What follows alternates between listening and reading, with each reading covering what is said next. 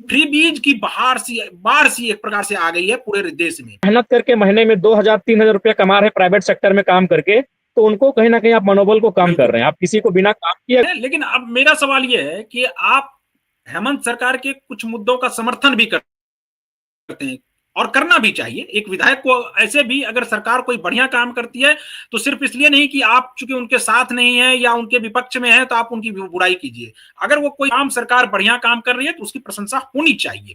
लेकिन आपको नहीं लगता है कि हेमंत सरकार पिछले 5 साल से हेमंत जी हैं शासन में और 1932 खतियान की जो मुद्दा है उसको वो लागू नहीं करवा पा रहे हैं?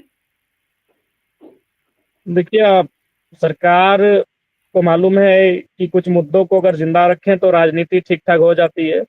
इसीलिए वह शुद्ध मन से, स्वच्छ मन से कभी इस विषय की ओर ना आगे बढ़ती है। कोई ना कोई एज, कोई ना कोई इश्यूज रह जाते हैं और फाइनली झारखंड के लोग जो आज जब से झारखंड अलग हुआ है तब से वही डिमांड कर रहे हैं कि झारखंड के कौन है ये परिभाषित होना चाहिए। क्योंकि देखिए हम नागरिकता हमारी एक ही है, हम आप भारतीय हैं, हम भारतीय हैं, लेकिन हमारी जो राज्य मूल निवासी होने का जो आधार है वो एक ही राज्य का होता है। यदि आप महाराष्ट्र के निवासी हैं तो फिर आप गुजरात के निवासी नहीं हो सकते हैं। तो बस यही तो परिभाषा मांग रहे हैं झारखंड के लोग कि भाई झारखंड के कौन है। और यही हमारी लड़ाई है और एक संघर्ष के बाद हमने झारखंड को पाया है, ऐसा नहीं।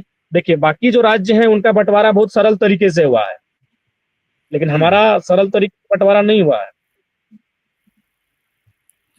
तो इसीलिए हमारा नहीं मानना है कि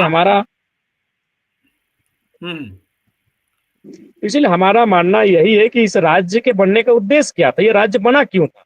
बस यही सवाल है कि राज्य को हमने लड़के शहादतों की तो एक लंबी लिस्ट है। जब आप झारखंड आंदोलन को समझेंगे तो शोषण, प्रताड़ना, उत्पीड़न की एक बहुत लंबी कहानी है, एक लंबी दास्तां है।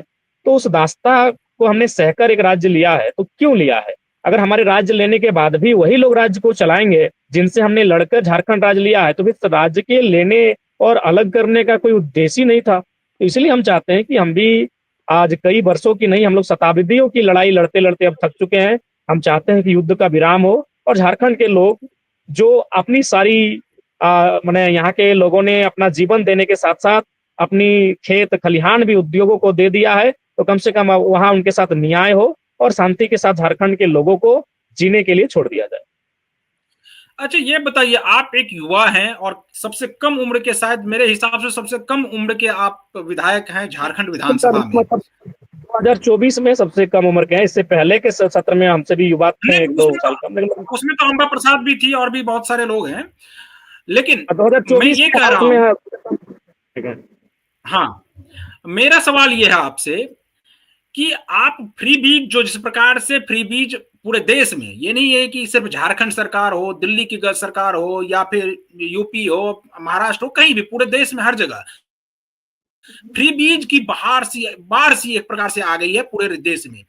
तो आप इस फ्री बीज के समर्थन में हैं या आपको लगता है कि नहीं, फ्री में कोई चीज नहीं देना चाहिए, जो जिनका हक है वो उनको मिले, लेकिन उसके बदले कुछ उनको आप काम दीजिए, काम के बदले उनको आप पैसे दीजिए तो ठीक है। क्या फ्री बीज सही है या नहीं, गलत है? देखिए मैं ये हमारे जानना चाह रहा हूं आपसे।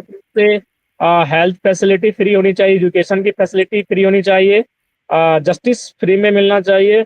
और अगर फ्री में मिलना चाहिए तो एक जैसे कि दिव्यांगों को मिलना चाहिए, वृद्धों को मिलना चाहिए, जो असक्षम है, जो कार्य करने में असक्षम है, उनको फ्री मिले। लेकिन जो लोग सक्षम हैं, जो कुशल हैं, जो सामर्थ्य हैं, जो जिनमें ऊर्जा है, तो उनको कम से कम काम के बदले ही मेहनताना और दाम मिले तो उचित रहेगा।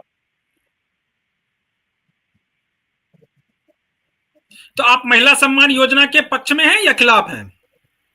देखिए हमने उस पर अपना स्टैंड सदन के अंदर ही दिया था कि 50 साल की आयु की जो महिलाएं हैं उनको अगर आप सम्मान देते हैं तो हम समर्थन करते हैं, लेकिन आप 18 और 25 साल की बहनों को देते हैं तो इसमें क्या होगा कि वे नौजवान जो जितोड़ मेहनत करके महीने में 2,000-3,000 रुपया कमा रहे प्राइवेट सेक्टर में काम करके, तो उनको कहीं ना कहीं आप मनोबल को कम कर रहे हैं। आप किसी को बिना काम किए अगर 2,500 देते हैं, और जो लोग मतलब मान के चलिए कोई भी काम रहे, चाहे मिट्टी काट के रहे, मजदूरी करके रहे, या फिर प्राइवेट में जाके वो ट्यूशन पढ़ा के रहे, वो महीने में अगर 2,000 से 3,000 4,000 रुपया अगर हाड़ तोड़ मेहनत से कमाते हैं, तो कहीं ना कहीं उनके मन में एक आप नकारात्मक संदेश भर रहे हैं। तो इसीलिए मैंने वहां भी तर्क दिया था, अगर महिलाओं को सम्मान देना है तो उनको वो पैसा स्कॉलरशिप के तौर पर पढ़ने लिखने में इस्तेमाल हो, उसके लिए दिया जाए।